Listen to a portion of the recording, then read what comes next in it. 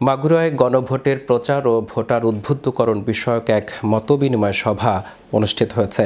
বুধবার মাগুরা জেলা অডিটোরিয়ামে এ সভার আয়োজন করা হয়। মতবিনিময় সভায় প্রধান অতিথির বক্তব্য পার্বত্য চট্টগ্রাম বিষয়ক মন্ত্রণালয়ের উপদেষ্টা সুপ্রদীপ চাকমা বলেন, এ ভোট হবে নিরাপদ ভোট। প্রত্যেকটা মানুষ যেন ভোট দিয়ে ভালোভাবে ঘরে ফিরে যেতে পারে সে বিষয়টি নিশ্চিত করা হবে।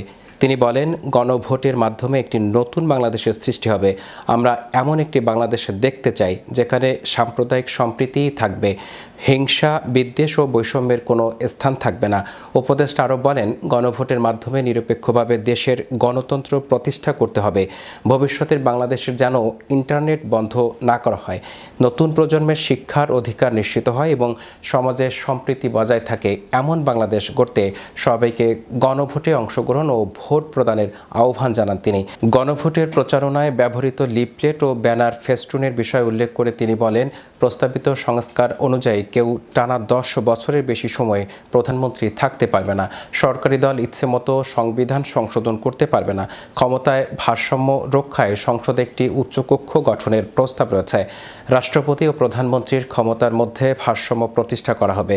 পাশাপাশি বিরোধী দল থেকে ডেপুটি স্পিকার ও গুরুত্বপূর্ণ সংসদীয় কমিটির সভাপতিদের নির্বাচনের বিধান থাকবে। এছাড়াও তিনি রাষ্ট্রভাষা বাংলা মর্যাদা অক্ষুণ্ণ রেখে অন্যান্য জাতিগোষ্ঠীর ভাষার স্বীকৃতি ও সাংবাদিকদের অধিকার ও স্বীকৃতি নিশ্চিত করার দাবিসহ বিভিন্ন গুরুত্বপূর্ণ বিষয়ে কথা তুলে ধরেন। মতবিনিময় সভায় উপস্থিত ছিলেন মাগুরা জেলা প্রশাসক Abdullal Mahmud, civil surgeon doctor Mohammad Shamim Kabir, police super Habibur Rahman, উপসচিব মনিরুল ইসলাম, জেলা নির্বাচন কর্মকর্তা ফারাজি বেনজির আহমেদ সহ ঊর্ধ্বতন সরকারি কর্মকর্তা, বিভিন্ন শিক্ষা প্রতিষ্ঠানের শিক্ষক শিক্ষার্থী, গ্রাম পুলিশ, শহীদ পরিবারের সদস্য ও স্থানীয় সুধীজনরা। তাহলে দেখবেন যে এই ভোটটা খুব ভালোভাবে হচ্ছে।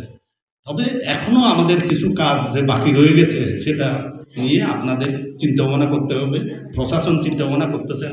এই যে আমাদের যে গণভোটটা নিয়ে আমরা এত কিছু বলতেছি,